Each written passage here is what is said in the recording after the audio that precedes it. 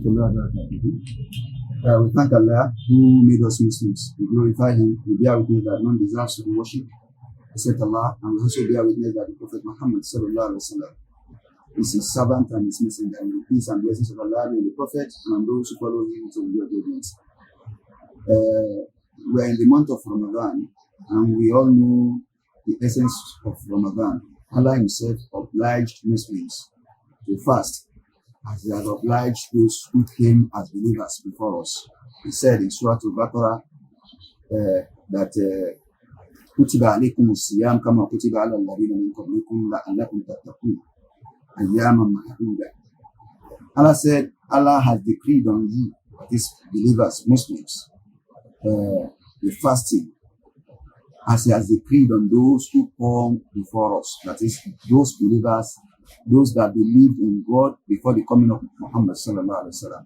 Allah decreed fasting on them, just like Allah had decreed fasting on us. And fasting demands physical and spiritual effort. In the physical area, the body will feel it, the hunger, the pangs of hunger, and the thirsty that one will feel. And sometimes the body will shrink.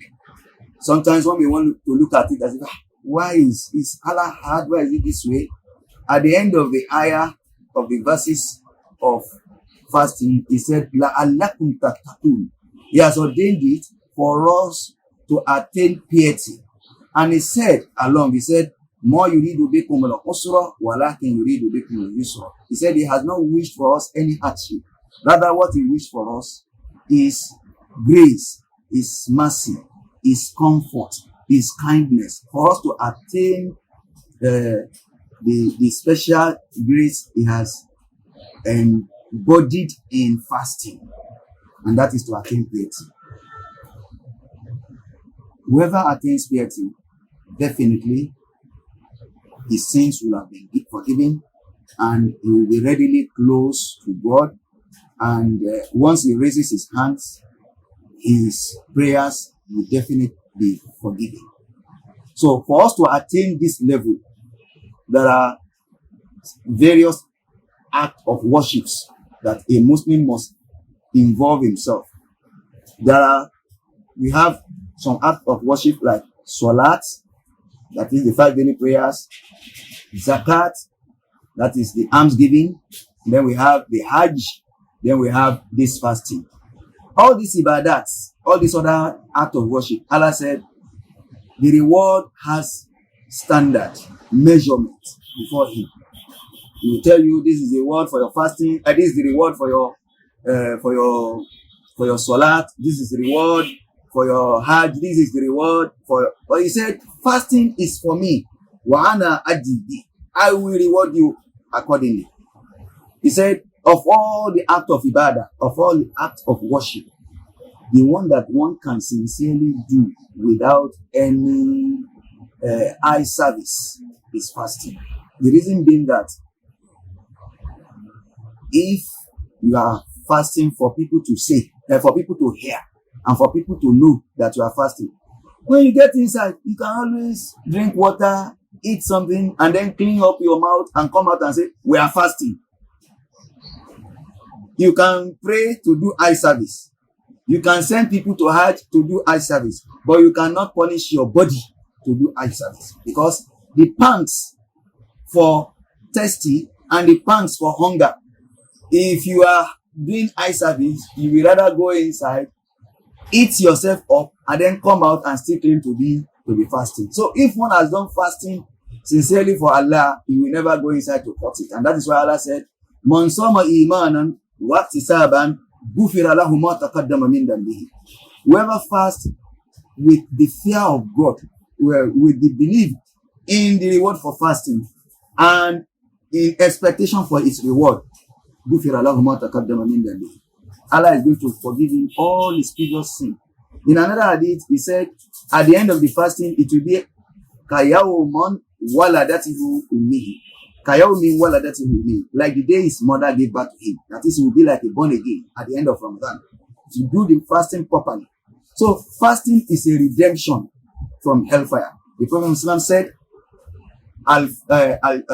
Asomu Junna. He said, fasting is a barrier between a believer and sin.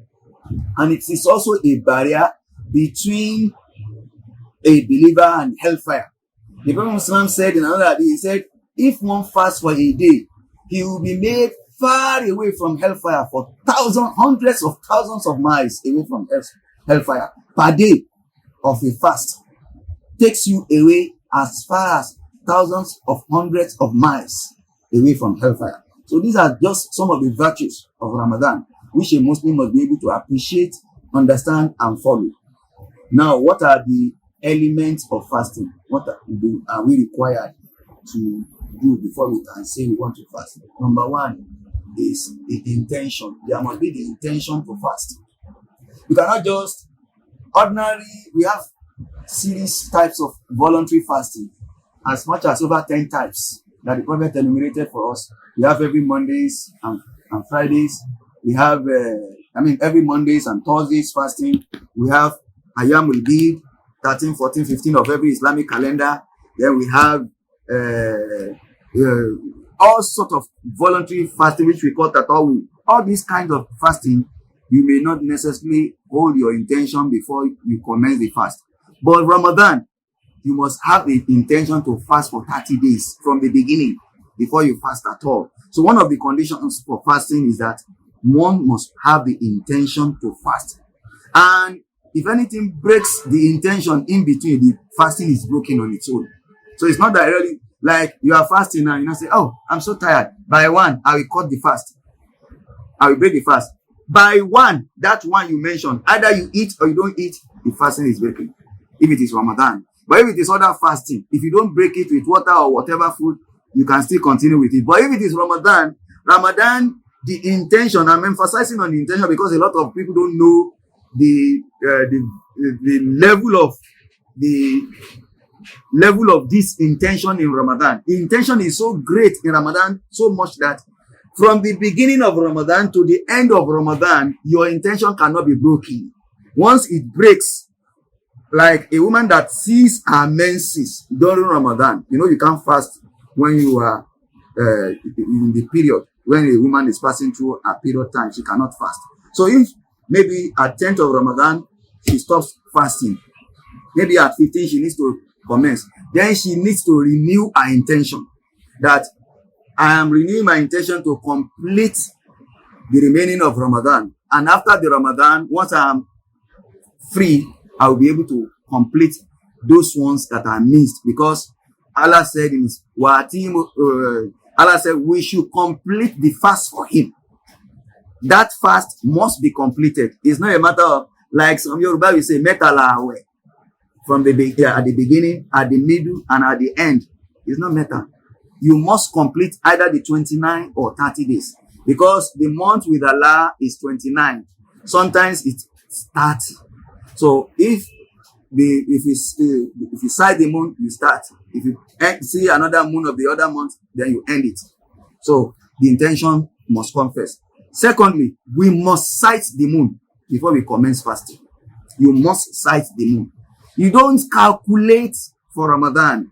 Some scholars say, Amamu Ramadan ni Otunla Ramadan. No. Allah said, Faman shahida minkum shahra falyasumhu. Specifically, Allah mentioned Ramadan in the Quran. He said, Shahru Ramadan alladhi unzila fihi al-Quran hudan lin-nas wa bayyinatin min al-huda wal-furqan. Faman shahida minkum shahra falyasumhu. Allah said, the month of Ramadan in which the Quran is revealed. Faman shahida minkum shahra hudan lin-nas. Allah said, the Quran is revealed as guidance to humanity. Wabayinati min al-huda, and it is a criterion that guides us between wrong and right. Between wrong, it will tell you this is wrong and this is right. That is the Quran. Faman shahida minkum shahra. Whoever now is able to witness the moon of Ramadan, of the month, that is, whoever sees the moon, falyasumhu, then let him fast. So it is Allah that says we should sight the moon before we commence. Rules are obligatory. You must comply with it. You don't interpret it another way. You don't interpret it. It is clear, a clear test. Man shahida, whoever sees the moon among you. And the Prophet himself, in expatiating this Quranic verse, he said, Sumu li ruyatihi waftiru li ruyatihi fa in gumma alaykum fa akmilu iddata sha'ban 30 yawman. The Prophet said, fast by sighting the moon and break your fast by sighting the moon. The first sighting of the moon is the month of Ramadan that we sight. The moon, the crescent we sight, is the month of Ramadan. When you sight, when the month from which we are living to Ramadan is called Shaban. The month we are living for Ramadan is called Shaban. So when you now sight at the last day of Shaban, when you sight a fresh moon, that means you are in Ramadan. So that means the following morning that precedes that sighting, you must commence your fast. So that then you are in the month of Ramadan. Then he now said, Waftiru li ruyatihi. When you sight the moon of another month again, which is the month of Shawwal, then you break your fast again. So because one cannot fast on the day of Eid. The day of Eid is the first of Shawwal. Some people do argue, they don't understand. Why is Muslim fasting not, why is it passing through all the months of the year? No. We have our own calendar, which we call Islamic calendar. It's a lunar calendar. And the lunar days is different from the the Gregorian calendar, which is being read in the rotation of the sun around the earth. What we calculate is the rotation of the moon around the earth, and the rotation of the moon is 29 point some days. So those points for every month, those point something hour, when you count them together, anytime it becomes 24, that is when it will be 30 months, 30 days for the month. But ordinarily it's supposed to be 29 point something days, and since we can see a whole 29 days, so that means most of the time of Ramadan is 29. Then the addition of point at the time that point will come together to be a complete one day. So that is why sometimes in a year we fast Ramadan to be 30. So this is it. And since it is not following the Gregorian, so those number of days that reduces from Gregorian will manifest in the following year, and it used to be like a difference of 11 days. So for every Gregorian year, there will be a less 11 days in the new Ramadan. So if you fast Ramadan on like 12th of January this year, the following year it will minus around 11 days. It will fall around 10 and 1st or 2nd of January. That is why, but we cannot ascertain it until we sight, because we are directed to sight until we sight. So while we sight, then we now say we are starting Ramadan. So one of the conditions of fasting is that it must be in Ramadan, and the moon must be sighted.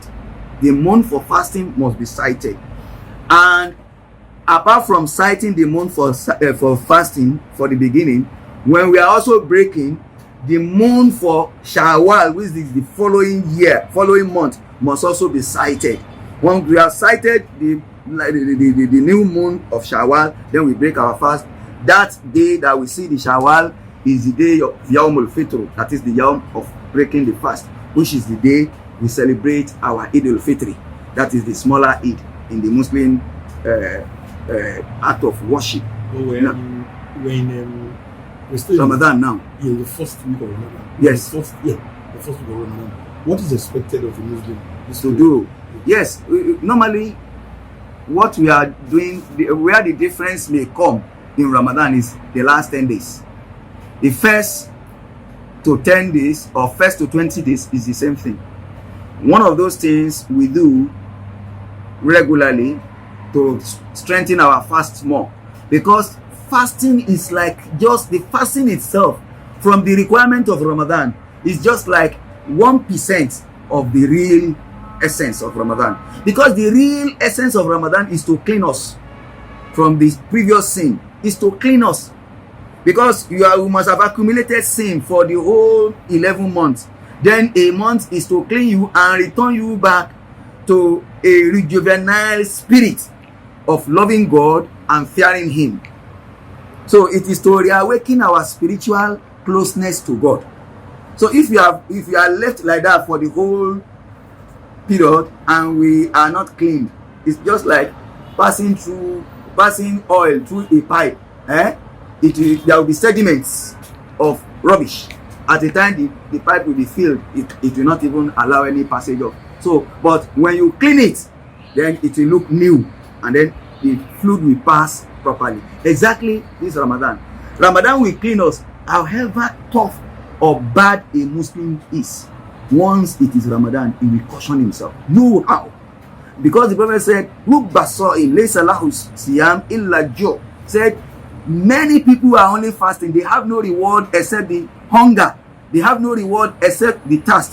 Why? Because his fasting is abusing, is looking at what is not supposed to see, pornographic pictures, talking rubbish. All these things break fast. There are some things that breaks our fast, apart from eating and drinking. When you say rubbish things, illicit things, you fight unnecessarily.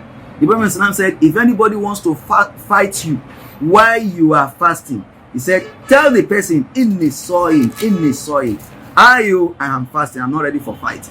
I am fasting, I'm not ready for fast. Because to transgress, to harass, or to even return evil with evil during Ramadan may spoil one fast. Though you may not know, because that one is not physical spoilage, but spiritually it has spoiled your fast. So spiritually it has spoiled your fast. That is why a Muslim, once he's fasting, he should avoid anything that will either weaken the spirituality of the fast or break the fast completely. What are those things that break the fast? Eating, drinking, meeting women. These are physical things that everybody knows breaks fast. But watching pornography, hearing bad music, saying rubbish words, all this also spoil fast, according to the hadith of Prophet Muhammed. How do we strengthen our fast? And those are the things we should involve ourselves. We strengthen our fast majorly by recitation of the Quran. And there is no how one recite the Quran that the spirit will not come up. One thing I have noticed with the Quran is that there was a time I was having some problem. I was still young then. I was memorizing the Quran. I never knew it has effect like that. I was just asking scholars, what is happening to me? Whatever I say will come to pass. I sometimes see some things which, then the next, when I was in the law school then. I was in the law school, that was very long. I was in the law school, I was memorizing the Quran, even though I was in the law school. I was memorizing the Quran and I was doing all this. But I realized that if I say anything, it will come to pass. If I will hear if I have any problem, somebody, like I am now, if I say, oh, I don't even know what the time is now. I don't know whether it's time for me to, I just hear somebody saying, oh, don't you know, it is 3 o'clock, oh, argument alone, yo, this is 3 now, you better leave where you are going. I will be hearing somebody discussing with another person, which is an answer to my own. So, majorly, so I used to wonder then, what is happening? So now I went to meet some scholars. The next question they asked me was that, are you memorizing the Quran? I said, yes. Oh, go away. That's your, once you are memorizing the Quran, or you are so close to the Quran, it has that strength of spiritual upliftments. And since you are fasting, you are memorizing the Quran, or you are reading the Quran regularly, your spiritual level will come high, no doubt. And me, as a person, 2-3 days I enter into fasting of Ramadan, I start seeing the sign again. It will return back fully. And sometimes it gives one hope that perhaps my fasting is being accepted. So Quran elevates. So you recite the Quran regularly during Ramadan. Then you make a lot of sadaqah, alms giving. The Prophet Muhammad told us that alms giving used to prevent evil. If an evil is coming and you give out alms before it comes, even though you don't know that an evil is coming to meet you, you are charitable. Even, you see, some of these things are spiritual. So when you now do it during Ramadan, it becomes stronger. So some act of worship. Either you worship God or you don't worship God. If you are free giver, I'm telling you, a lot of free gifts will be coming back to you. And not only that, a lot of evil will be warded away from you, even if you don't believe in God. Because that is what God has attached to almsgiving.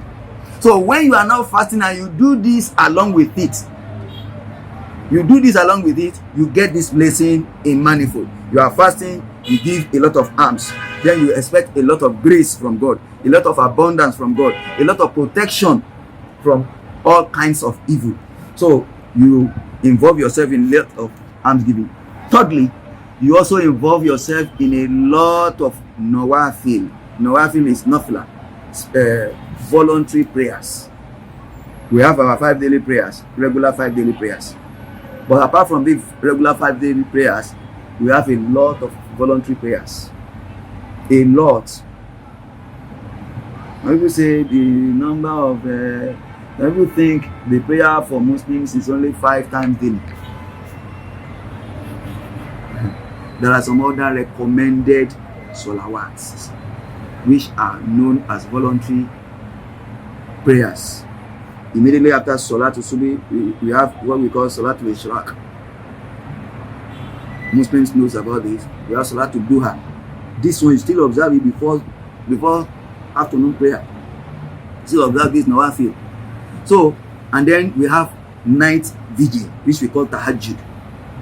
This Tahajjud is what is brought closer in the night during Ramadan, so that everybody will do it together and enjoy it together, which we call, in Yoruba we call it Asham, but in Arabic we call it Tarawih. So some people observe 20 rak'ah, some people observe 10, some people observe 100, because when the Prophet was asked concerning Tarawih, he said you observe two rak'ah until you fear that the morning is going to come, until you fear the dawn appearing of the dawn. So which means you can start your nawafil of Tarawih from immediately after your Isha and continue till morning if your body can take it. But our mother Aisha radiallahu ta'ala anha said the Prophet will not observe any nafila more than 10, and then he completes it with Shafi and Witri. So with all this nawafil we are talking about also strengthen one, moves one closer to God. And then you involve yourself in tasbihat. Tasbihat are glorification, all kinds of glorification. La ilaha, the biggest of them is La ilaha illallah, La ilaha illallah, Astaghfirullah, Astaghfirullah, Astaghfirullah. During Ramadan like this, we are expected to make a lot of istighfar, for seeking for forgiveness. And the one recommended for us is Allahumma innaka afuwun tuhibbul afwa fa'fu anni. Oh Allah, you are a pardoner, you are a forgiver of sin. Innaka afuwun kareem, and you are kind. Fa'fu anni, forgive my sins. So this, a Muslim should involve himself regularly during Ramadan. So these are most of the things we do from the beginning of Ramadan to 20th of Ramadan. Once we by the night of 20, we enter into the period of Laylatul Qadri. Allah said in the Quran, Inna anzalnahu fi Laylatul Qadri wa ma adraka ma Laylatul Qadri. Laylatul Qadri khairu min alfi shahr. That is the night of majesty.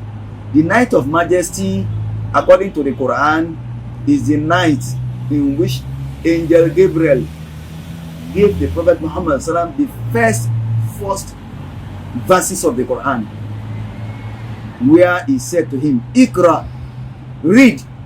And he said, Ma'ana biqari, I can't read, I am not learned, I didn't go to any school, I have never been to any school, no teacher. Who are you? Where do you come from? Because he was in solitude.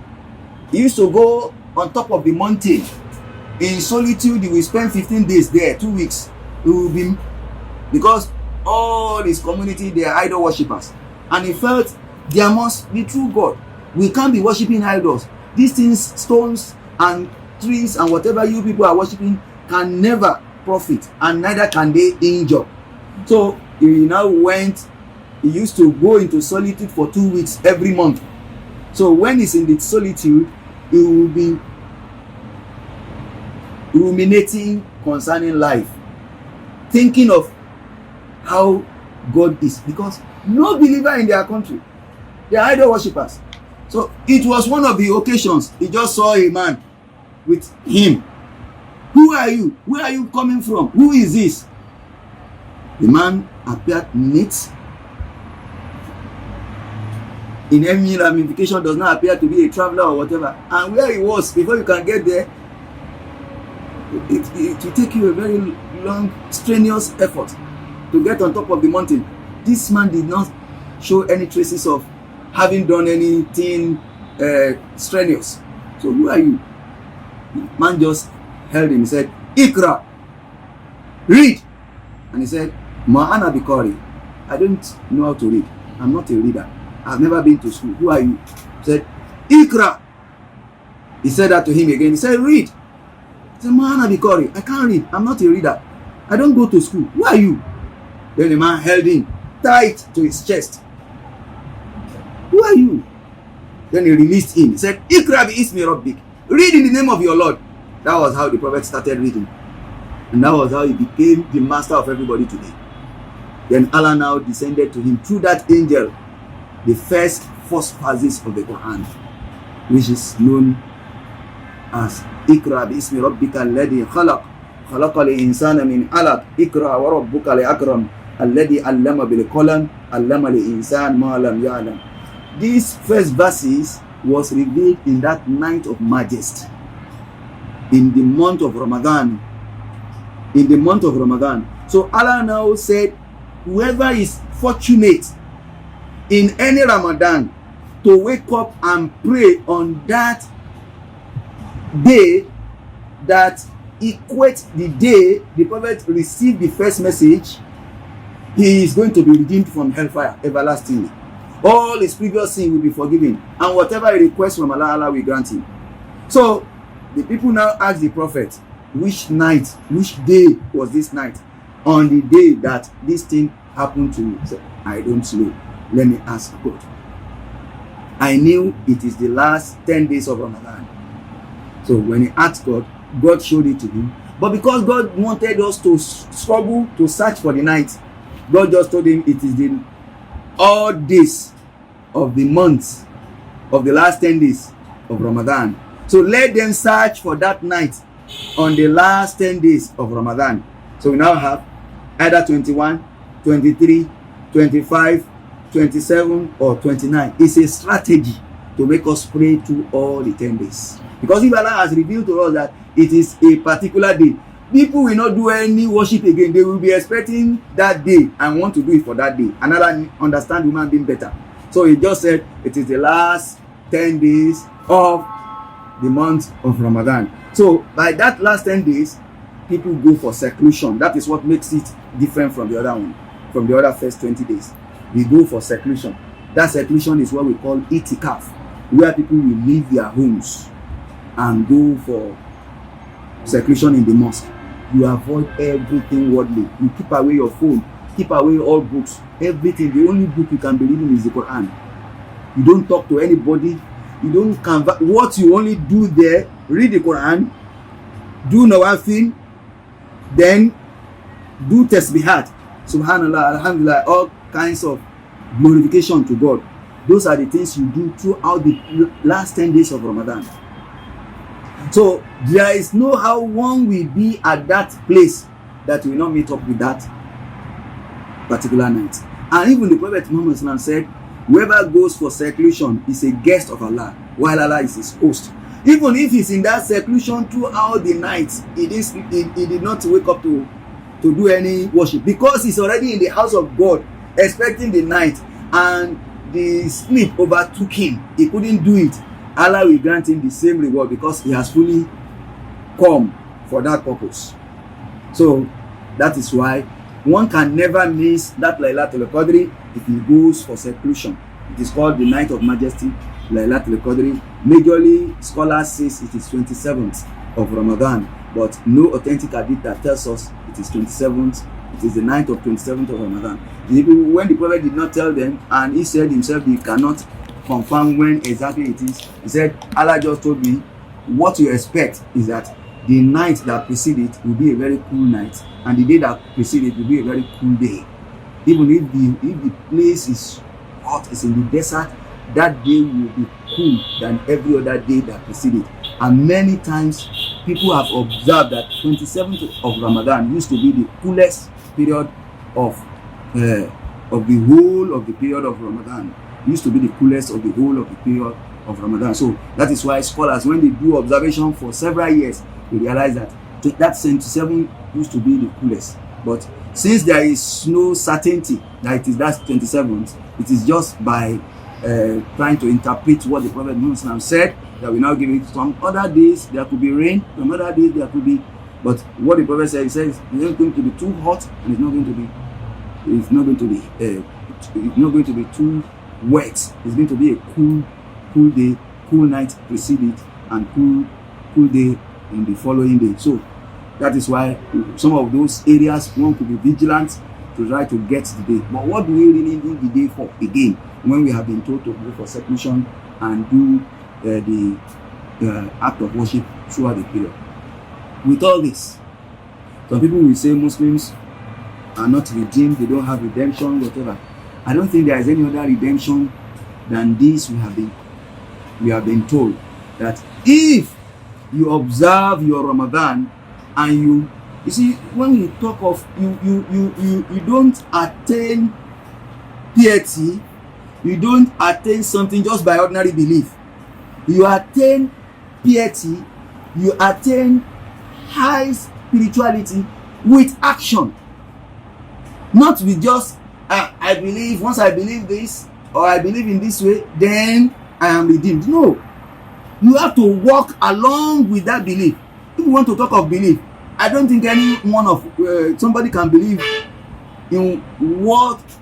I don't think anybody can say you know more about God than Satan, because Satan has lived with God for several years before he turned to Satan. He has worked for him. God used him as a good angel then, and he worked for him. It was because he went against God that Allah demonized him, changed him to demon. So by him knowing that God exists and he knows the power of God, so either he believes it or he doesn't believe. If he doesn't believe, that is denial.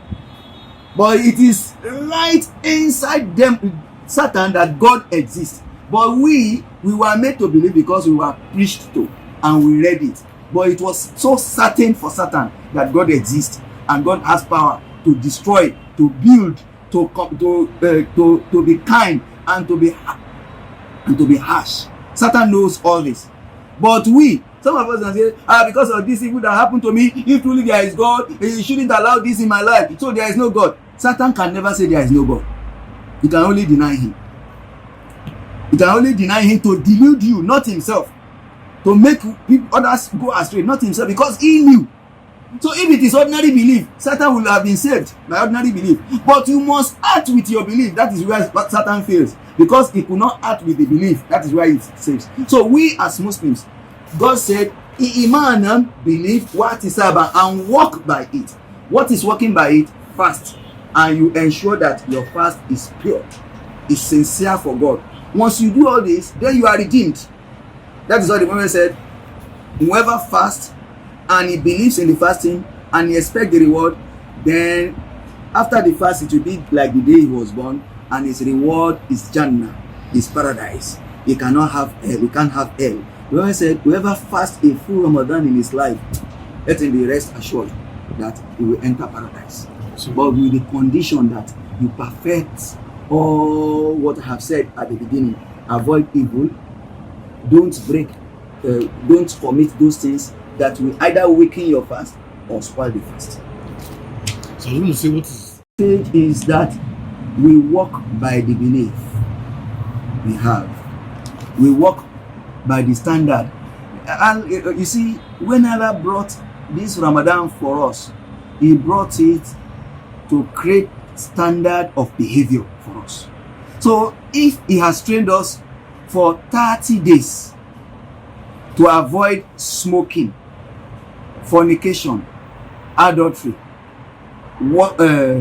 watching pornography, listening to bad music, and avoiding evil, if you can manage yourself for 30 days, then you should be able to manage yourself for a whole for other months.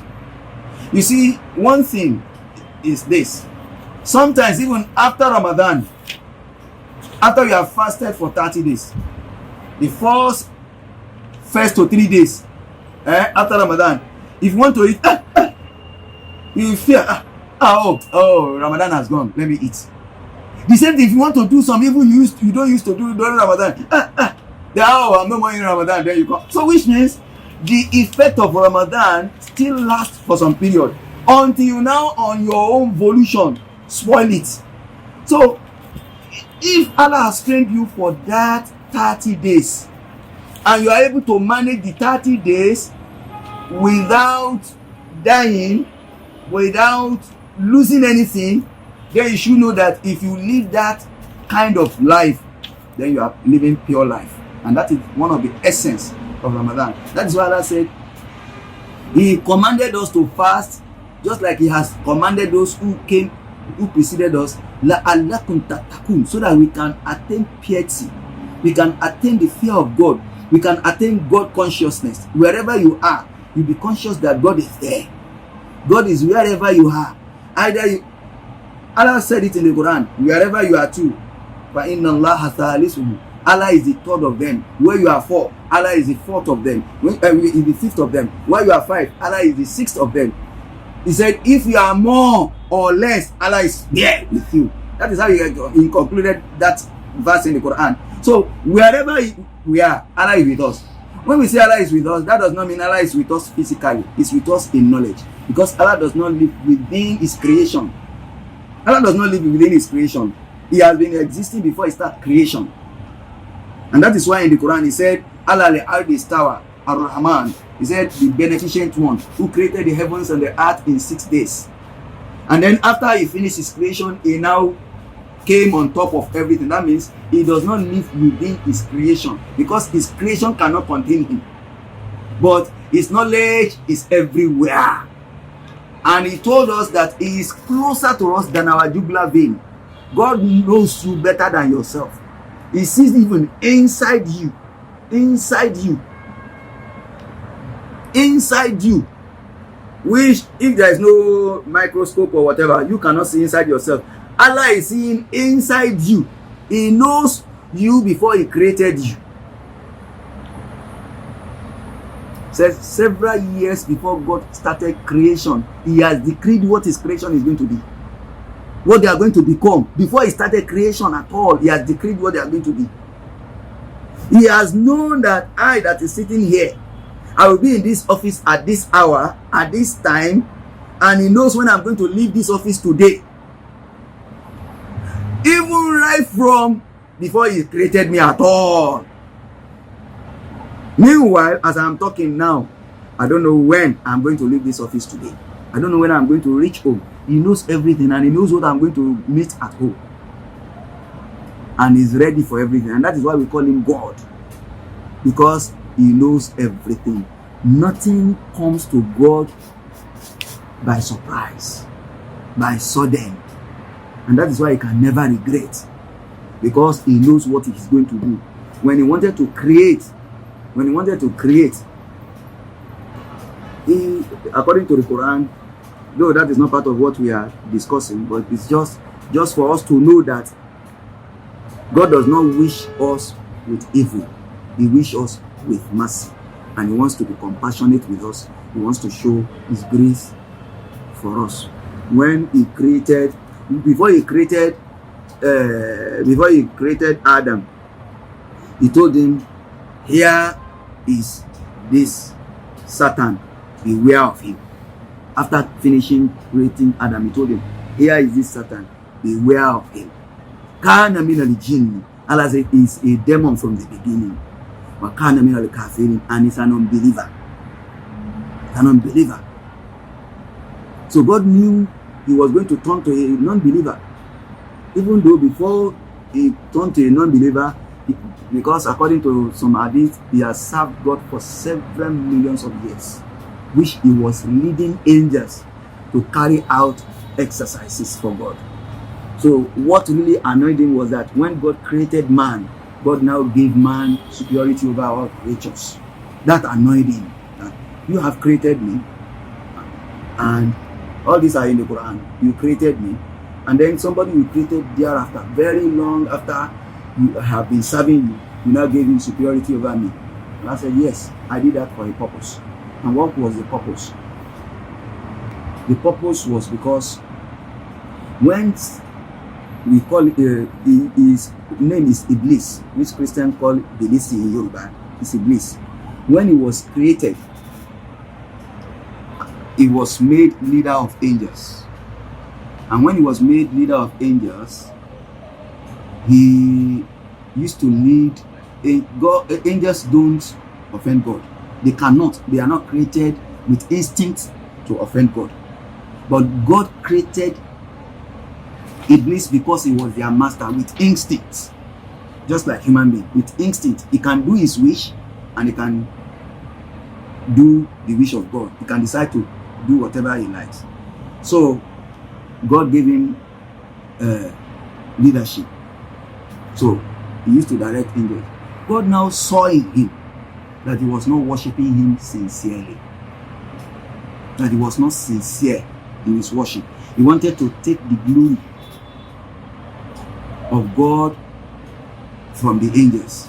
The worship that the angels are doing and the worship that all the creatures of God were doing. He wanted to take the glory. God now said, well, if I say that to angels, they may just say, give us evidence, even though they will not challenge God. So he now created man to expose him that you people will do my wish, but if I do something that will infringe some of what he felt should be his right, the right he felt should be for him, it will expose him to you. God now created Adam. When God created Adam, God now gave Adam all knowledge, which angels don't have. He gave Adam all knowledge. Then, after God gave Adam all knowledge, God now gathered angels and Adam together. All of them, all creatures. Everything God has created. Adam was the last of creation. All animals, plants, the world, everything Allah has created them. Adam was created on a Friday, the last day. The last day of creation. Adam was created on that day. Now, when Adam was created on that day,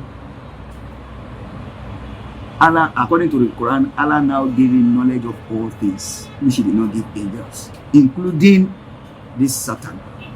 Then it wasn't Satan, it wasn't Shaitan. God now asked them questions they could not answer because they had no knowledge. So Adam, God now said, oh Adam, tell them. He did not even say what is the name of these things. He now told them the names of various things. This one is spectacle. This one is book. This one is key. This one, just like some people will say Adam named everything. No, God gave him the knowledge to know everything. So when he now exposed this knowledge to all the angels, God now said, you see, he's more knowledgeable than you, and the most knowledgeable one is superior. So all of you prostrate for him, take him as your leader. Allah said, fasajada malaikatu kulluhum illa iblis aba wastakbara wa kana minal kafirin. Allah said, all angels, all of them, they prostrated for Adam. We take you as our leader. That is why humanity can either go beyond angels in spiritual development or lower than angels, because we are created from soil. You can take any of the two attributes. You can be bigger than angels. You will do wonders that angels cannot even do, because you have Spirit of God. Because God breathed His Spirit into us. according to the Quran. When he finished creation of Adam, he breathed his spirit into him, and that spirit made him to be high. But he created him from the worst of things, which is the soil. So man can either reach the highest of spirit or the lowest, an animalistic behavior. You are within the range. So if you develop your spirit, and that is why God wants us to develop the spirit, because what develop this animalistic behavior is food, water, and enjoyment of life. So when you seize the food, water, and enjoyment of life, then your spirit will rise. That is why Ramadan is so special. Your spirit will rise when you avoid food, water, and all these things. Then your spirit will rise. That means you'll be closer to God. But when you eat too much, you drink too much, your spirit will be low, and then your body will grow fine. Then you are closer to animalistic behaviors. So that is why whoever understands this, the philosophy behind some of these things, will rather go a lot of time for fasting to heighten his spirituality than to go for all sort of eating to heighten his fleshy nature, which is going to return back to the soul and die off. But the spirit will not die. The spirit will just return back to God as it was created. So when you fast, you are elevating the spirit. But when you eat too much, you are elevating the body for the soil to eat.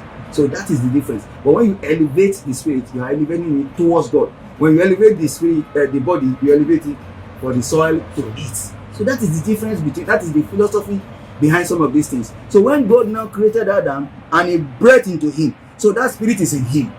And when he created him and he gave him flesh from soil, that means the flesh and the spirit live together.